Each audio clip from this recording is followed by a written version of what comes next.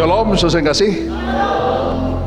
Hari ini saya diminta oleh pengurus Dewasa Muda untuk menyampaikan khotbah dengan judul Iman yang Benar Membenarkan. Saudara, kenapa judul ini diminta disampaikan? Karena pengurus Dewasa Muda mengatakan bahwa ternyata ada beberapa anggota kita yang tidak meyakini akan kebenaran imannya, sehingga mereka kemudian karena sesuatu hal, mungkin karena cinta, mungkin karena masalah ekonomi, mungkin karena satu dan lain hal, akhirnya meninggalkan Tuhan. Mereka dengan mudah meninggalkan Tuhan yang kita sembah, Yesus Kristus.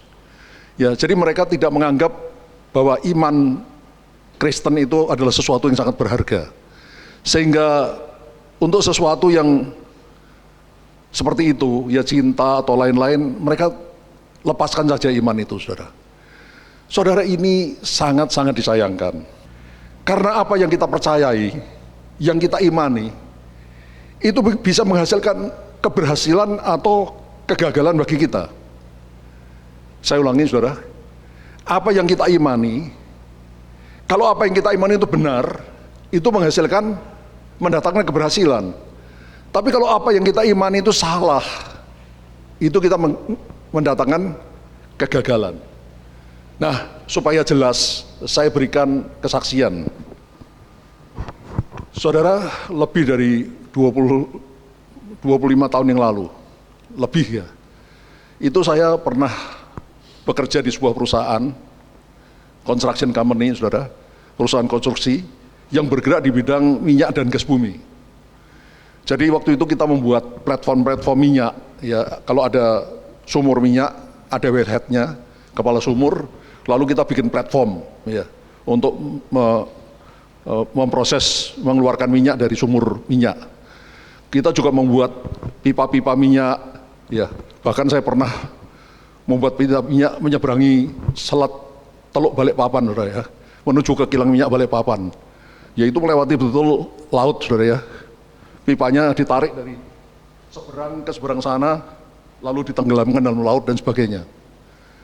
Pekerjaan yang menurut saya luar biasa.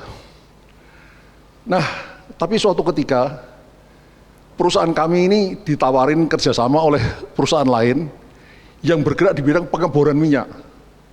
Lain ya, yang ini konstruksi minyak. Jadi kita bikin platformnya, kita bikin masang pipanya dan sebagainya. Ini kita ditawarin untuk ngebor minyak. Ini pekerjaan yang berbeda, saudara. Ya. Tapi perusahaan kami mau, saudara, karena wilayahnya itu adalah Blok Selat Panjang. Sudah ditampilkan. Nah, ya. Ini Blok Selat Panjang di Riau, Riau Daratan. Riau itu ada Riau Kepulauan, Batam, Bintan, yang sekarang ini Rempang, itu Riau Kepulauan. Ini Riau yang di daratan, Pekanbaru dan sebagainya. Nah, di situ ada blok-blok minyak, yang antara lain blok Caltech dan Stanvac. Ya, saudara mungkin ada yang tahu ya. Itu perusahaan minyak yang besar-besar, saudara, Amerika punya, ya, yang hebat. Nah, blok kami Selat Panjang itu ada di tengah-tengahnya, saudara. Jadi diperkirakan minyaknya pasti juga banyak, karena di sebelah-sebelahnya kan perusahaan minyak besar, saudara. Nah, blok Selat Panjang ini pernah dibor minyaknya, memang ketemu, saudara. Tapi jumlah minyaknya itu tidak cukup untuk diolah secara komersil. Ya. Jadi akhirnya oleh perusahaan yang dulu ngebor itu, sumur minyaknya itu ditutup kembali dengan cara dibeton. Ya, jadi kalau nutup sumur minyak nggak boleh ditutup dengan tanah, saudara. Itu harus dibeton kira-kira 6 sampai 7 meter, 8 meter. Dibeton dengan beton yang sangat keras, saudara, yang mutunya besar. Karena kalau enggak bisa membahayakan lingkungan. Ya, kalau gasnya atau minyaknya keluar, itu kan bisa terbakar, bisa macam-macam, kan sering terjadi kan. Jadi sudah ditutup lagi dengan beton 6 sampai 8 meter. Nah, ada beberapa orang bapak-bapak pensiunan Pertamina yang membuat perusahaan dan mereka mau mengebor kembali sumur yang pernah dibor itu. Karena mereka berpendapat bahwa bagaimana juga di situ banyak minyaknya, pasti bisa. Lah kami ini kan bukan bidangnya, bukan itu, saudara. Kita ini bidangnya konstruksi, bukan pengeboran. Tapi karena bos saya terima, Ya, dianggap itu benar bahwa di situ minyaknya besar. Jadi akhirnya saya ditugaskan untuk ngebor minyak. Ya padahal nggak pernah ngebor minyak, saudara. Tapi anak Tuhan mesti bisa, amin. Ya disuruh apapun, siap bos. Ya, jadi akhirnya saya kerjakan, saudara. Itu dari Selat Panjang, dari pinggir laut, saudara. Itu menuju ke sumur minyak itu kira-kira 4 km. Ya kita buat camp di pinggir laut. Kemudian saya buat jalan. Ya jalannya bukan dari aspal, saudara. Dari pohon-pohonan. Itu kan kita harus tebang pohon sampai ke sumur minyak. Ya pohon-pohonan kita tebang, terus di atasnya saya pasang papan. Untuk apa? Untuk jalannya drilling rig. Ya rig pengeboran minyak, sudah tahu ya. Minyak itu kalau dibor kan pakai menara yang tinggi itu. Untuk jalan sampai ke sumur minyak 4 km. Itu udah gampang, sudah itu kerjaan susah. Nah, akhirnya singkat cerita saya berhasil mengebor kembali sumur yang sudah ditutup dengan beton 6-8 meter itu, saudara. Dengan susah payah karena betonnya keras sekali, saudara. Kita bor lagi, akhirnya jebol, saudara. Dan kita berhasil mengambil minyaknya. Ya kita datangkan tongkang minyak, kita sedot minyaknya dari sumur minyak, masukkan dalam tongkang, kemudian kita bawa ke Dumai. Ya di dekat situ ada pengolahan minyak milik Pertamina, itu Dumai. Kita olah dari minyak mentah menjadi BBM, bahan bakar minyak. Saudara, pengeboran berhasil. Ya, tetapi yang tidak berhasil, ternyata memang benar jumlah minyak yang ada di sumur itu tidak memadai untuk diolah secara komersial. Ada sih memang, tapi jumlahnya nggak cukup, saudara, untuk diolah komersial. Jadi karena apa yang kita imani, kita yakini itu ternyata tidak benar, hasilnya gagal. Biarpun usaha kita berhasil, ya, tapi akhirnya kita gagal karena minyaknya tidak cukup untuk diolah secara komersial. Ada sih, ada, tapi untuk diolah komersial nggak cukup, saudara. Nah, kenapa saya cerita panjang lebar gini? Saudara, kita ini kan mengimani bahwa kita akan masuk surga. Amin, saudara.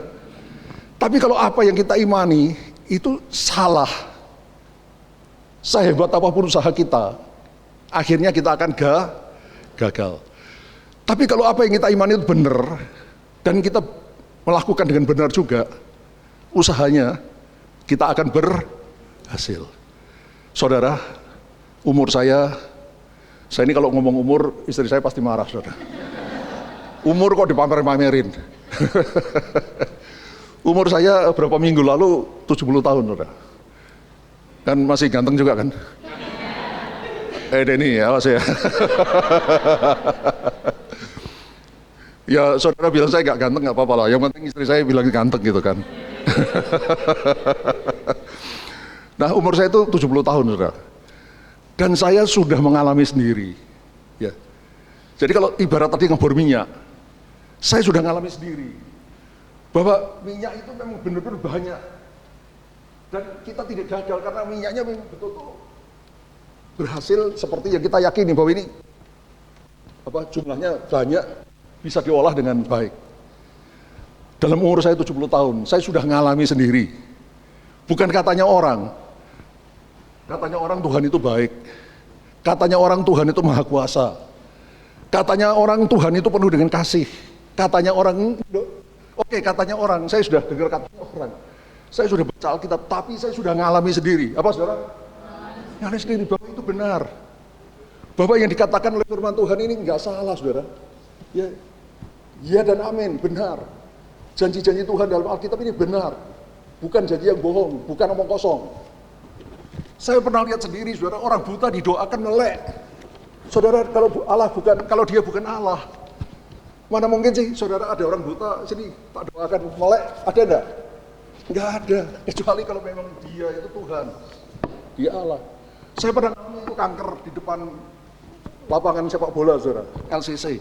Ya waktu Pak Niko katakan KKR, seorang laki-laki lehernya besar sebelah kiri, ya besar. Saya tanya kenapa Pak? Kanker leher Pak. Saya tumpangin tangan, doakan, kempes, saudara.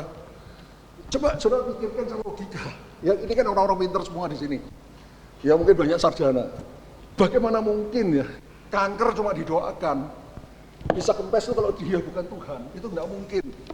Bagaimana mata yang buta, didoakan bisa melek, nggak mungkin. Telinga yang tuli, saya pernah doakan, dengar kembali saudara, itu semua tidak mungkin. Kaki yang lumpuh berjalan, semuanya tidak mungkin kalau dia bukan Tuhan hidup, bukan Tuhan yang maha kuasa, bukan Tuhan yang luar biasa. Berikan tepuk tangan bagi Tuhan. Dan yang lebih luar biasa lagi saudara, janji-janji Tuhan dalam Alkitab itu digenapi. Maaf saudara, saya tidak sombong-sombongan. Daud ketika dia sudah berumur seperti saya, sekitar 70 tahun, dia menuliskan di dalam mazmurnya, dulu aku muda, sekarang sudah tua. Ya kalau saudara nggak berhak ngomong gitu saudara, karena saudara belum tua. Ya kalau saudara ngomong gitu berarti bohong. Kalau saya berhak, karena saya sudah umurnya hampir sama atau sama dengan Daud ketika nulis mazmur itu. Dulu aku muda, sekarang sudah menjadi tua. Tapi tidak pernah aku lihat orang benar ditinggalkan Tuhan. Atau anak cucunya meminta-minta roti. Nehi. Tidak pernah terjadi. Itu saya alami sendiri. Saudara gini loh saudara, tolong mengerti. Alkitab berjanji, Tuhan berjanji. Kalau kita ini hidup benar, mencari Tuhan sungguh-sungguh, hidup kudus, kepada orang yang suci, Tuhan berlaku suci. Pada orang yang benar, Tuhan berlaku benar. Tapi pada orang yang bengkok hatinya, Tuhan berlaku belat-belit. Itu ya dan amin.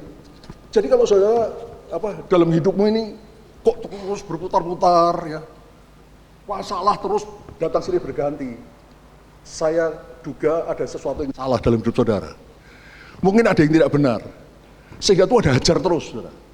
Memang kita tetap diajar Tuhan. Ya kalau saudara baca buku saya, 2 buku saya, Bintang Langit Papua dan Taman Doa Rumah Pengorbanan, saudara lihat, saya juga sering diajar Tuhan. Tapi tiap kali diajar Tuhan, saya bertobat, saya minta ampun, Tuhan pulihkan. Nanti ada kesalahan lagi, diajar lagi. Sehingga makin lama makin kudus. Dan ketika makin kudus, itu berkat Tuhan mengalir, saudara. Ya, janji-janji Tuhan dalam Alkitab itu digenapi. Bukan katanya orang, bukan cerita dongeng, bukan. Saya sudah alami sendiri, saudara. Ya. Sekarang ini tiap hari yang saya lakukan itu hanya bersyukur. Tiap pagi kalau saya bangun, ya, saya ke kamar doa saya hanya bersyukur. Tuhan, terima kasih Tuhan, siapakah aku ini? Dulu aku hanya orang berdosa, banyak kesalahan. Tapi kau proses aku hari lepas hari. Sampai makin hari, engkau makin membenarkan aku, makin menguduskan aku. Sampai engkau pakai aku menjadi hamba-Mu. Saya bersyukur Tuhan. Dan semua yang kau berikan padaku, aku sangat bersyukur. Maaf saudara, saya bersyukur saya punya istri yang terbaik. Ya, bagi Pak Denny bukan terbaik, tidak boleh Pak. Ya. Tapi bagi saya ini terbaik. Ya kalau bagi Pak Denny istrinya sendiri, ya bukan istrinya orang. Ya. Bagi Pak Roy belum. Ya jadi tadi ada yang saya masih kosong Pak ini.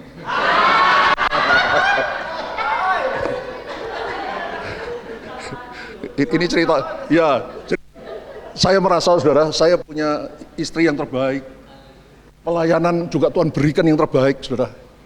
Saudara, gereja ini yang dimulai dari kira-kira 100 orang dulu di Bumi Wiyata. Sekarang sudah dengan anak-anak sudah 5.000 lebih. Saudara. Sebelum pandemi sebetulnya sudah lebih dari itu lagi. Tapi setelah pandemi kan turun. Saudara. Sekarang sudah mulai kembali lagi.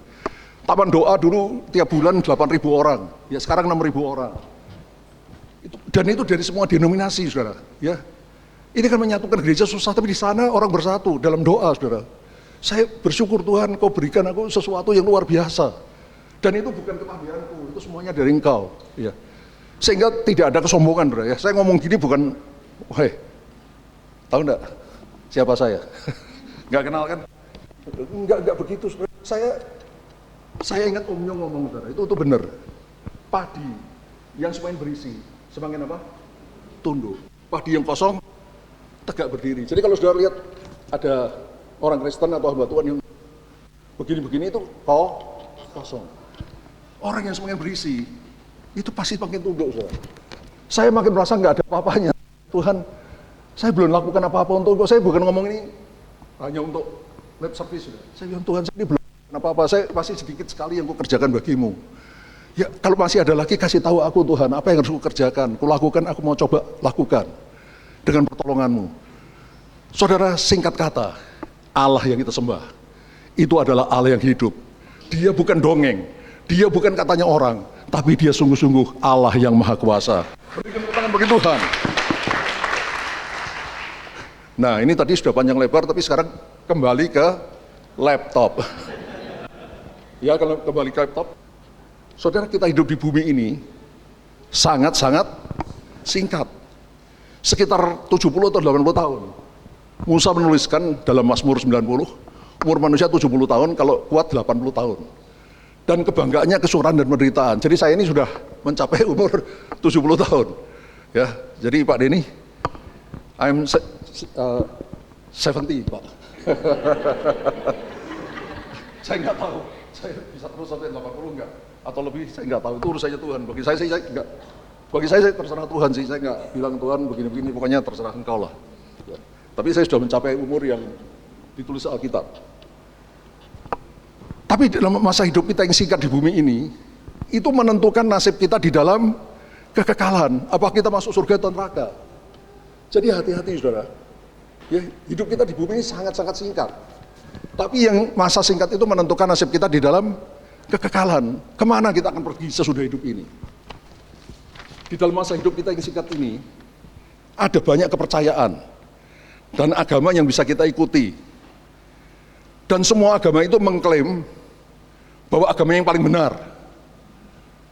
We are the best. Kita yang paling benar. Dan yang akan membawa kita ke surga.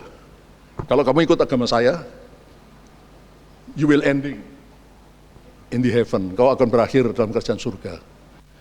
Semua agama bilang begitu, saudara. Ya, kalau enggak, orang enggak ikut agama itu, kalau dia enggak merasa agamanya paling benar. Saya tidak mau bahas agama orang lain, saudara. Ya, itu bisa menimbulkan sara dan lain-lain. Enggak, saya enggak mau bahas agama orang lain. Itu urusan masing-masing. Tapi saya mau fokus kepada kebenaran agama kita sendiri, kekristenan. Saudara, sesuai dengan judul khotbah saya hari ini, iman yang benar membenarkan. Jadi kalau saudara punya iman yang benar, kalau iman kekristenan ini benar, itu pasti ada hasilnya. Ya, kalau salah, saudara percuma ikut kekristenan. Ya, karena kalau salah, atau ujungnya pasti salah juga. Ya. Seperti tadi ngebor minyak tadi, kita yakin menghasilkan minyak yang banyak, ternyata minyaknya cuma sedikit, ya gagal. Karena yang kita yakini benar itu ternyata salah. Ya. Tapi kita yakin kekristenan yang kita anut itu benar. Dan hasilnya pasti surga yang mulia. Amin, saudara? Ya, berikan tepuk tangan dulu bagi Tuhan. Haleluya. Apa alasannya? Ada banyak sekali alasannya, sudah seperti tadi saya sudah terangkan, saya sudah alami sendiri ya. Bukan katanya orang, saya sudah alami sendiri bahwa Allah yang kita sembah itu Allah yang hidup. Allah yang maha kuasa, saya sudah alami sendiri. Orang mau ngomong apa, sakarepmu. Ya, tapi bagi saya sudah alami sendiri. Jadi orang tidak bisa ngomong sama saya, Pak itu kamu keliru Pak. Kamu itu omong kosong Pak, itu bohong. Itu Yesus bukan Tuhan, Yesus bukan Allah, dan itu omong kosong. Ya, saya sudah alami sendiri. Jadi orang mau ngomong apa saja, sakarepmu. Tapi saya sudah alami sendiri. Nah, di sini saya memberikan 3 alasan. Ada banyak sekali alasan, tapi kesempatan ini hanya 3 alasan yang saya mau berikan. Kenapa kekristenan ini iman yang benar, yang akan membawa kita ke surga? Yang pertama adalah merupakan suatu kenyataan bahwa tidak ada seorang pun di bumi ini yang tidak berdosa. Ya, saya ulangi, suatu kenyataan, fakta, bahwa tidak ada orang di bumi ini yang tidak berdosa. Benar atau benar? Semua orang berdosa. Kita lihat aja ayatnya. Roma 3 ayat 23. Saya bacakan saudara. Karena semua orang telah berbuat dosa dan telah kehilangan kemuliaan. Semua orang. Katakan semua orang. Tidak ada yang tidak berdosa. Mungkin sekarang karena dia sudah hidup kudus, dia sungguh-sungguh dengan Tuhan, kelihatannya makin kudus. Tapi tahun sebelumnya dia pasti berdosa, sudah nggak ada yang tidak berdosa. Di masa kecilnya, masa mudanya berdosa, ya. Biarpun sekarang karena sudah diproses, mungkin kelihatannya orang itu kudus, ya. suci dan sebagainya. Ya benar, ada yang sudah diproses. Tapi tetap dulunya adalah orang berdosa. Tidak ada yang tidak berdosa. Semua orang, katakan semua orang. Semua orang itu termasuk kita. Katakan termasuk saya. Sedangkan upah dosa ialah maut. Roma 6 ayat 23. Sebab upah dosa adalah maut. Maut itu mati. Dan matinya itu bukan hanya mati. Bukan hanya itu, saudara. Setelah itu masuk neraka. Itu yang paling mengerikan. Ya kalau cuma mati tubuh aja nggak apa-apa. Mati kekal dalam neraka. Dibakar selama-lamanya di neraka, itu yang sangat mengerikan. Sebab upah dosa ialah maut, tapi karunia Allah ialah hidup yang kekal dalam Kristus Yesus Tuhan kita. Ya. Karunia itu hadiah. Ya. Jadi hidup yang kekal itu hadiah dari Allah. Pemberian dari Allah. Upahnya dosa, karena kita orang berdosa, upahnya adalah maut. Semua orang telah berbuat dosa, telah kehilangan kemuliaan Allah, upah dosa ialah maut. Artinya semua orang harus masuk neraka. Sekarang kita lihat alasan kedua. Surga itu begitu suci, sehingga tidak ada setitik dosa pun yang bisa masuk surga. Ini bukan katanya saya, katanya Alkitab. Wahyu 21 ayat 27. Saya bacakan saudara, nanti di rumah sudah baca sendiri. Tetapi tidak akan masuk ke dalamnya. Ke dalamnya ini surga. Sesuatu yang najis, yang kotor. Siapa di sini yang tidak pernah berbuat kotor, berbuat najis? Ya, melakukan perbuatan najis, berkata kotor, berpikir kotor, bertindak kotor. Tidak pernah. Tidak ada yang soalnya ada kalau ngaku malu, Pak. Saya pernah, saudara. Ya saudara bilang, ini saya pernah. Ya. Jadi sudah pasti nggak layak masuk surga. Atau orang yang melakukan kekejian, kejahatan. Di sini siapa yang tidak pernah jahatin orang lain? Omongannya halus. Aduh, Roy, Anda ini luar biasa, Roy. Ini, waduh, Roy. Nggak pernah kata-kata kotor, kata-kata keras atau jahatin, gitu. Ngata-ngatain dan sebagainya. Atau bertindak keji, bertindak jahat. Ya, saya kerjain, saya jegal. Ya, saya iri hati sama Roy, saya jegal. Ya, supaya Roy jatuh dan sebagainya. Yang tidak pernah berbuat jahat siapa? Omong, apalagi gosip ya. Makin digosok makin sip. Nggak pernah ngaku. Atau dusta. Yang nggak pernah bohong. Wah, ini gawat nih. Ini ada berapa orang ya? Ya 60 itu. 60-70 lah, kalau semuanya melakukan ini masuk neraka semua. Termasuk pendetanya. Apa nggak ngenes? Sudah susah payah begini-begini, ya dirikan gereja, melayani segala macam puluhan tahun, semuanya masuk neraka termasuk dirinya sendiri. Kasihan kan? Ya kasihan. Ya, tapi itu masih koma. Kalimatnya belum selesai. Tapi hanya mereka yang namanya tertulis dalam kitab kehidupan anak domba itu. Jadi sebetulnya semua orang, saudara dan saya itu harusnya masuk neraka. Karena semua orang sudah berbuat kotor, jahat, bohong. Saudara bohong satu kali aja sudah tidak bisa masuk surga. Karena surga itu begitu suci, gak ada dosa satupun di surga. Nah saudara bukan hanya satu dosa, saudara berapa dosa sudah lakukan? Ribuan, puluhan ribu, ratusan. Atau mungkin Roy jutaan. Nggak. Ini orang baik ya. Saya kenal nih orang baik. Dipromosi, ya. Ya nanti kalau ada yang jadi, ya, jangan lupa.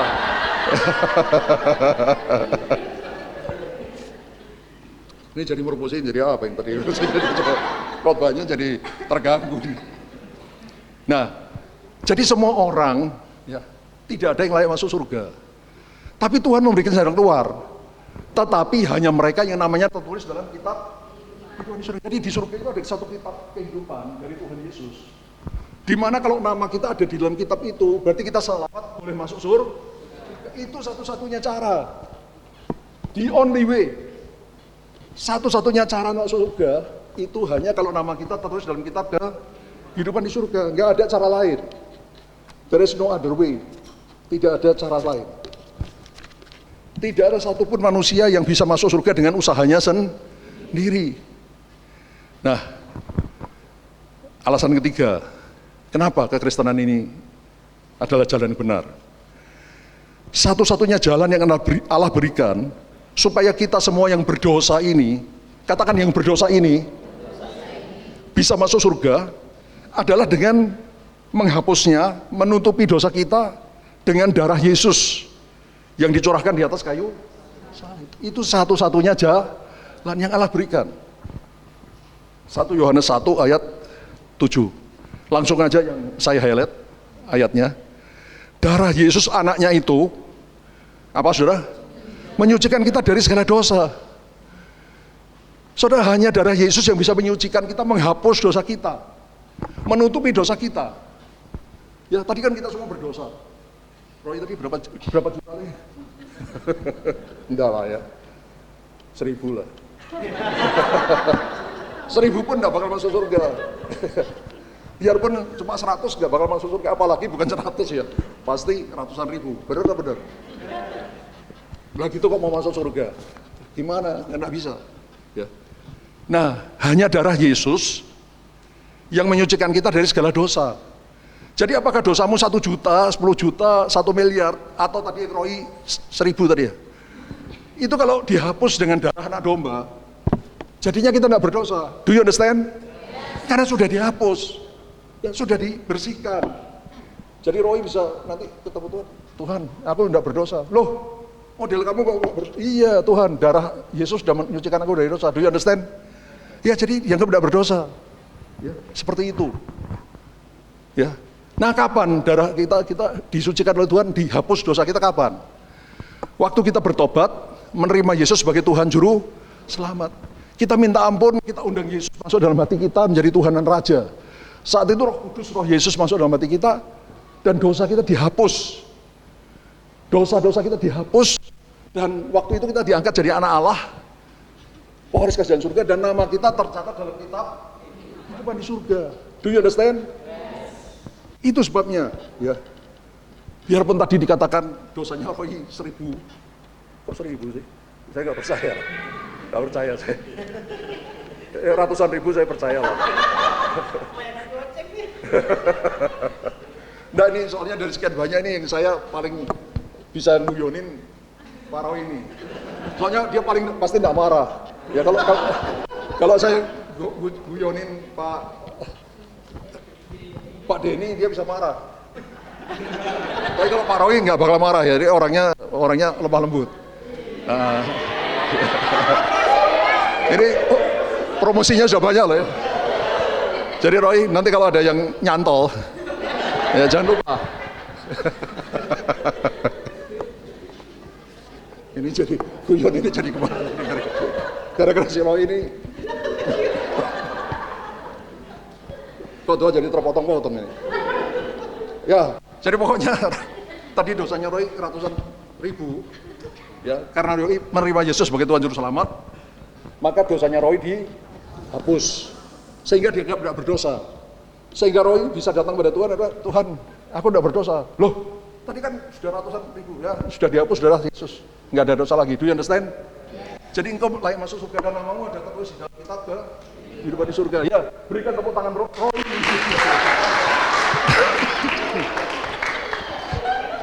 Calon masuk surga. Jadi kalau ada gadis-gadis cantik di sini yang mau yakin punya suami masuk surga, ya ini modelnya satunya. Ya, jadi saudara bisa gandolan juga. Ya. Nah, tetapi saudara yang kritis akan berkata, akan bertanya, loh Pak, memang Pak, waktu kita bertobat terima Yesus sebagai Tuhan Juru Selamat, dosa kita dihapus, diampuni. Kita tidak ada dosa lagi. Tapi sesudah terima Yesus, Roy masih berdosa enggak? Masih lagi itu kok mau masuk surga? Sudah diampuni, yang ratusan ribu tadi Setelah diampuni masih dosa lagi kan? Gitu kok mau masuk surga sih, gimana? Ya kan dosa lagi. Jadi gimana dong? Ya kan? Nah, gimananya itu dijawab oleh 1 Yohanes 1 ayat 9. Saya bacakan.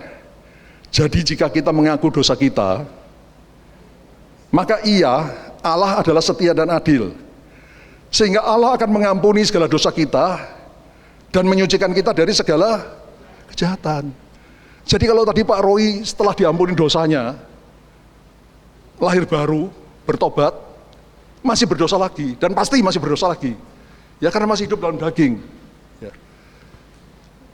Harus mengaku dosa, minta ampun, dosanya akan diampuni, dan kita disucikan lagi dari segala kejahatan, sehingga layak masuk surga. Itu sebabnya saya ngomong ratusan kali, kalau saya khotbah, bersaat teduh setiap hari itu datang pada Tuhan, periksa diri, kalau ada kesalahan sedikit, sekecil apapun, segera bertobat, minta ampun lagi. Apakah perkataan kita, perbuatan kita, tingkah laku kita, atau apapun juga, kita mungkin bohong dan sebagainya, minta ampun. Dan Tuhan berkata, kalau kamu mengaku dosa, Allah setia dan adil. Dia akan mengampuni dosamu dan menyucikan kamu dari segala kejahatan, sehingga kamu layak masuk surga. Do you understand? Yang terakhir, tapi Roy jangan lupa. Jangan lupa Roy. Ya, tapi sebelum Roy lupa, kita lari kesimpulan dulu. Satu-satunya jalan ke surga hanya dengan menerima Yesus sebagai juru selamat dan Tuhan dalam hidup kita. Karena hanya darahnya yang bisa mengampuni dosa kita. Satu-satunya manusia yang tidak pernah berdosa sama sekali, itu hanya Tuhan Yesus. Alkitab mencatat tidak pernah berdosa sama sekali. Tadi Roy kalau mau mengampuni, menebus dosa kita, kok mau menebus? Ratusan ribu dosanya mau nebus dirinya sendiri nggak bisa. Saya juga nggak bisa, dosa saya banyak. Mungkin kalau Roy ratusan ribu, saya jutaan, Pak. Pak Denny apalagi puluhan juta. Jangan tersinggung ya. Nanti tersinggung, nanti datang ke saya, Pak, saya nggak mau lagi Pak. Jadi. Saudara, kita semua ini manusia berdosa. Satu-satunya yang nggak pernah berdosa itu hanya Tuhan Yesus. Sehingga darahnya bersih, bisa menghapus dosa kita. Do you understand? Yang lain semua manusia berdosa, tidak ada yang nggak berdosa. Ya. Jadi satu-satunya jalan ke surga itu hanya melalui korban Yesus di atas. Kalau kita menerima korban Yesus, darahnya menghapus dosa kita, kita layak masuk surga. Karena kita tidak berdosa lagi, sudah dihapus. Tetapi setelah bertobat dan menerima Yesus lahir baru, selanjutnya hiduplah kudus dengan cara hidup intim dengan Tuhan. Dan bila ada dosa, segera minta ampun kepada Tuhan, sehingga kita selalu hidup kudus. Dan kita, kapanpun Tuhan manggil kita, yes Lord, we are ready. Masuk surga. Yang mau masuk surga, berikan tepuk tangan bagi Tuhan. WL. Saudara, mari tangan kita diginikan. Ini bukan lambang cinta, saudara, ini ada bentuk cinta ya. Ini. Nol. Katakan dengan jelas. Saldo dosa harus selalu nol. Sekali lagi, saldo dosa harus selalu nol. Harus selalu nol. Bagi Tuhan.